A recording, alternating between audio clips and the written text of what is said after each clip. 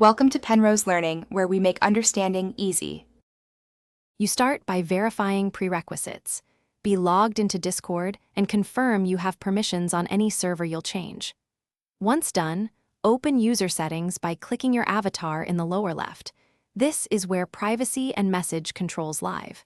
Make sure you can access the server list and the server settings menu if you are a moderator or admin. Now navigate to privacy and safety in the app settings so you can enable or adjust direct message preferences safely and quickly. You're now in the middle of the process. In privacy and safety, turn on allow direct messages from server members so people can message you. Next, if you manage a server, go to server settings, then community or privacy defaults, and confirm the server-wide DM permission aligns with your preferences. Make sure role and channel overrides aren't blocking messages. Change role permissions or member-specific settings if someone still can't DM you.